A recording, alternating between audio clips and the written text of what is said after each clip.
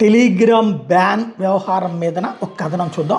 చాడా శాస్త్రి గారికి సంబంధించి టెలిగ్రామ్ వ్యవస్థాపకుడు పావెల్ దురోవ్ తాము 150 మిలియన్ల వినియోగదారుల స్వేచ్ఛను కాపాడుతున్నామని భారత ప్రభుత్వం దీని మీద తాత్కాలిక నిషేధం విధించడం అన్యాయమని ఆరోపిస్తున్నాడు.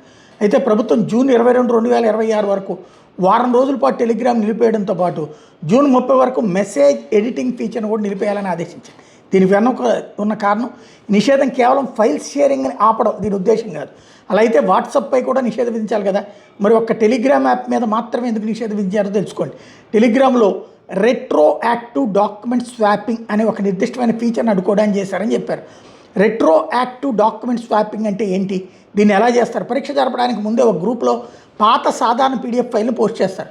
పరీక్ష ముగిసిన వెంటనే ఎడిట్ ఆప్షన్ ఉపయోగించి ఆ పాత ఫైల్ని డిలీట్ చేసి దాని స్థానంలో బయటకు వచ్చిన అసలు పేపర్ ప్రశ్నలు గల PDFని అక్కడ అప్లోడ్ చేస్తారు. టెలిగ్రామ్ యాప్ మాత్రం పాత టైం స్టాంప్నే మొదటిసారి ఫైల్ పోస్ట్ చేసిన పాత సమయం చూపిస్తుంది కాబట్టి పరీక్ష డేట్కి ముందు పేపర్ లీక్ అయిందని ఒక అబద్ధ భ్రమ కలుగుతోంది. దీనివల్ల విద్యార్థులు తీవ్ర ఆందోళన కలిగించవచ్చు, శాంతి భద్రతల సమస్యలకు దారితీయచ్చు. అయితే వాట్సాప్ మీద చర్య ఎందుకు లేవు? మెటాలో రిలయన్స్ పెట్టుబడులు పెడుతోందనే కాదు, అసలు కారణం ఐడెంటిటీ లేదా గుర్తింపు. వాట్సాప్ ఇందులో ప్రతి అకౌంట్ ఖచ్చితంగా ఒక యాక్టివ్ ఫోన్ నెంబర్ లింక్ అయి ఉంటుంది. ఎవరైనా తప్పు చేస్తే సైబర్ క్రైమ్ పోలీసులు వాళ్ళ ఫోన్ నెంబర్ ఆధారంగా నిందితులను సులభంగా ట్రాక్ చేయగలుగుతారు. టెలిగ్రామ్ ఇందులో ఫోన్ నెంబర్ దాచేసి కేవలం ఒక యూజర్ నేమ్లో మాత్రమే అకౌంట్ నడపచ్చు. దీనివల్ల స్కామర్లు, పేపర్ లీక్ చేసేవాళ్ళు దొరకకుండా అజ్ఞాతంగా ఉండిపోతున్నారు. వాట్సాప్లో గ్రూప్లో చేరడానికి పరిమితులు ఉంటాయి. అలాగే ఒక మెసేజ్ని ఒకేసారి ఎక్కువ మందికి ఫార్వర్డ్ చేయకుండా ఆంక్షలు ఉంటాయి. దీనివల్ల ఫేక్ న్యూస్ లేదా లీక్ పేపర్లు ఒకేసారి కోట్ల మందికి తొందరగా చేరు.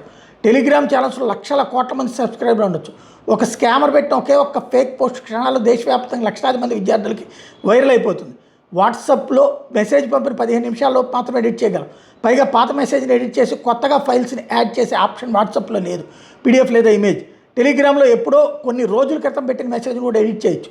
దీన్నే స్కామర్లు వాడుకుని పాత టైం స్టాంప్తో కొత్త పేపర్లను అప్లోడ్ చేసి భయాందోళన సృష్టిస్తున్నారు. మనం పైన చెప్పుకున్న అదే రెట్రో యాక్టివ్ డాక్యుమెంట్ స్వాపింగ్.